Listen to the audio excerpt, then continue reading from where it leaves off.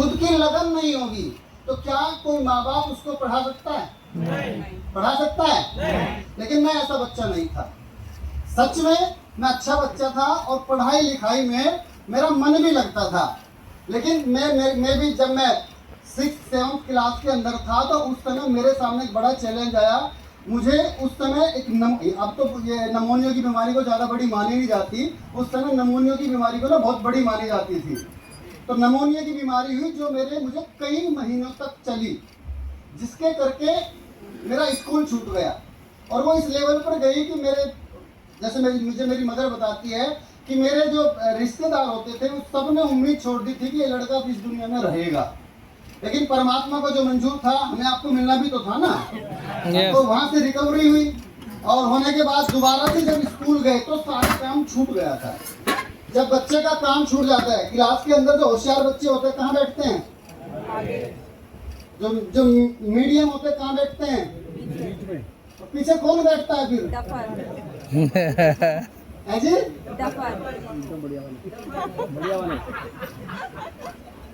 Duffer नहीं कह सकते, थोड़ा मान सम्मान है। डफर नहीं कह सकते, आप हाँ कह सकते हैं जिनको पढ़ना लिखना कम आता हो, है ना, जिनका काम पूरे ना होते हो, है ना, जिनको टीचर से डर लगता हो, है ना, ऐसे ही तो, या जिसका बेचारे का बीच में स्कूल छूट गया, है ना, वे कहाँ बैठते हैं? पीछे की तरफ बैठते हैं। और जो पीछे की तरफ बैठते हैं उनके दिमाग में बस दो ही चीज चलती रहती है। एक, टीचर कोई सवाल ना पूछ ले, दूसरी कॉफी चेक ना हो जाए। और उनका एक ही चीज पर फोकस होता है, घंटी कब पिटेगी, है ना। तो पहले तो हम लोग बैठते थे आगे वाली लाइन में, धीरे जब वो 3 महीने का गैप हुआ, काम छूट गया, तो हम बैठे पीछे वाली लाइन में। तो पीछे वाली लाइन में जब हम लोगों ने बैठना शुरू किया तो काम छूट ही गया था और मन में एक ही चीज रहती थी, कॉफी चेक ना हो जाए कोई सवाल, कॉफी चेक ना हो जाए कोई सवाल पूछना रहे। पहले 2-3-4 दिन तक तो ठीक चलता रहा, कोई कॉपी चेक नहीं, कोई सवाल नहीं पूछा। 4-5 दिन के बाद एक मास्टर जी थे, महेंद्र मास्टर जी, वो हमें अंग्रेजी पढ़ाया करते थे। उस समय अंग्रेजी भी 6ठी क्लास में शुरू होती थी। yes. ठीक है, अंग्रेजी पढ़ाया करते थे। और उस बंदे उस टीचर की खास बात क्या थी गुरु जी की, वो कभी कॉपी चेक नहीं करते। तो हम माइंड फ्री थे। जैसे चौथा घंटा लगा, माइंड फ्री, अब कोई खतरा नहीं है। उस दिन पता नहीं उसके साथ क्या हुआ, वो घर पे लड़के आया था, कुछ पंगा था, खाना नहीं मिला, क्या हुआ, किसी प्रिंसिपल ने उसके साथ कुछ पंगा कर दिया, समझ में नहीं आया। वो बंदा आया, कुर्ता धोती पहनता था, कुर्सी पे बैठते उसने बोला कॉफी ले आओ। ठीक है जी, अब आगे से कॉफी चेक होनी शुरू हो गई। नॉर्मली 40-42 बंदे क्लास में रहते थे, 40 मिनट का पीरियड होता था, तो भी कोई टेंशन नहीं थी, इतनी तो कैलकुलेशन जानते ही थे। अब उसने आगे से कॉपी का चेक करनी शुरू करी, पहला, दूसरा, तीसरा, चौथा। ठीक है, जिनका काम पूरे थे उनकी समझ में पता नहीं क्या, पीछे से बोला, जैसे पीछे लेने बैठे, तू आ जा। पीछे वालों के पास कॉपी चेक तो जब करे जब कॉपी हो, आए ना, उनकी तो एक कॉपी यहाँ लगती थी।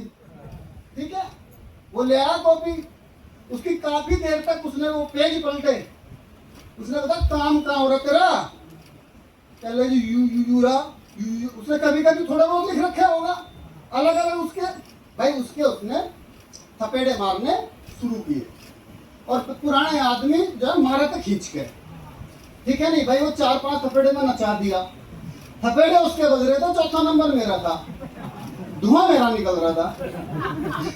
ठीक है नहीं, और जब मतलब डर होता है ना इंसान को, वो आगे भी आता है।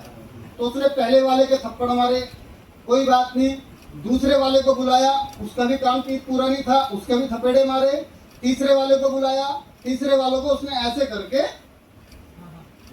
चाटा मारते यार हाथ भी तो दुखता है ना, वो ऐसे मुठा निकाल करके उसको ऐसे लगाने शुरू किए। अब ऐसे जब लगता है ना, आदमी जब करता है ना, खूब पीटे तुम भी। मेरा दर्द समझ सकते हो, है ना। तो वो ऐसे कर रहा था, तो जब वो उसको ऐसे कर रहा था, वो तो जब किया तो ये उसका अंगूठा किसी ऐसी जगह लग गया, हड्डी वड्डी पर जाके उसका ठूक गया। जब मास्टर जी का अंगूठा ठुका तो उसने ऐसे करी, हमें बड़ा सुकून मिला। मैंने कहा छूट गया भाई, अब तो नहीं पिटेंगे, कम से कम उनका ठुक गया, ठीक है, ठीक है। सो अब उसको और ज्यादा गुस्सा आया, चोट लगी, चोट लगने पे तो गुस्सा आता ही है, और गुस्सा माँ कसम हमेशा दूसरे पे ही आता है, गलती चाहे किसी की भी हो, अपनी गलती पे किसी को खुद पे गुस्सा आता है, किस पे आता है। अब गुस्सा आया, वो तो चला गया, अब मैं सोच रहा कि अब तो पीटेगा ही नहीं, अब वो मुझे कह रहे तू आ जा, और मेंटर साहब को कह रहे तू डंडा ले। अब मैं तो खुश हो रहा था, और जब डंडा आया भाई साहब, उस दिन उस व्यक्ति ने पैर की नाखून से लगाकर सिर के यहाँ तक जहां उसकी ताल बैठी वहां डंडा बजाया।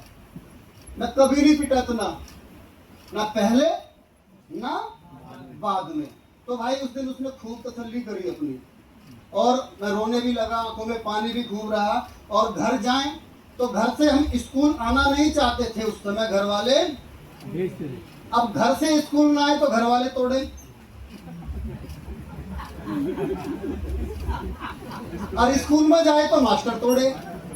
अब बच्चा बेचारा करे तो क्या करे। आप लोगों ने क्या किया होगा? बंदा करे तो क्या करे, सच बताओ ईमानदारी से। मेरी उम्र के भी कुछ लोग बैठे हैं, ऐसे में क्या कर सकते हैं बेचारा विद्यार्थी। घर से निकल गए स्कूल के लिए, घर रुक नहीं सकता, स्कूल जा नहीं सकता, तो क्या करे? बीच के पार्क में रुक गए, तो बीच का रास्ता ही तो पूछ रहा हूँ, क्या है? बीच के पार्क में रुक गए, जिसको बोलते हैं बंक मारना, है ना?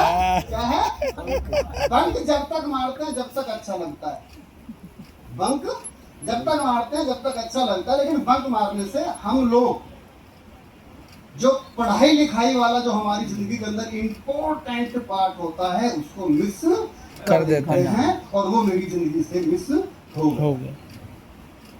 उस समय का माहौल कुछ ऐसा था, बच्चे फेल नहीं होते थे।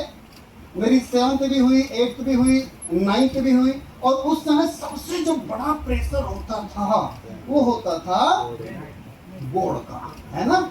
उस समय ये नहीं कहता था भाई 10वीं में है तू, बेटा पढ़ ले, इस बार तेरे क्या है, बोर्ड है।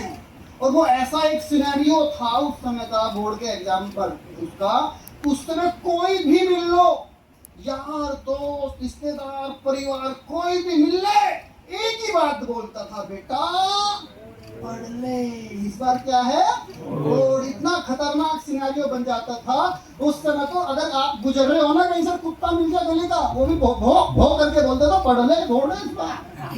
ऐसा आतंक था उस समय बोर्ड का, ठीक है। अब पढ़े तो बंदा कैसे पढ़े, जो पढ़ने वाला है वो तो, और जिसने कभी ना पढ़ा हो। अब बाहर भी चौकीदार, घर वाले भी चौकीदार की तरह काम करते हैं, है ना, कि किसी तरीके से पढ़ ले। उस समय लाइन पे चलते थे, डिबिया जलती थी, है ना। मेरा मेरे से बड़ा भाई है, वो मेरे ऊपर बहुत निगाह रखता था ताकि ये पढ़ ले। वो मुझे मेरे को छापे मारता था, छापा समझते हो ना, चेक करने के लिए आता था, पढ़ रहा नहीं पढ़ रहा। तो मैंने पूरे जीवन में एक प्रश्न याद कर रखा था, प्रश्न का उत्तर, संतोष भाई। तो मेरा क्या था, मैं कभी बैठ के नहीं पढ़ता था, यहाँ लैंप रखा, लैंप के बराबर में स्टूल, वो किताब ऐसे खड़ी कर लेता था और खूब प्यार से सोता था। अब मेरा भाई आता था, मुझे आके वो धापाड़ मारता था, उठ पढ़ ले। मैं कहा मैं पढ़ी तो रहा हूँ, कहना आंख मीच के। मैंने कहा मैं मन मन में याद कर रहा हूँ।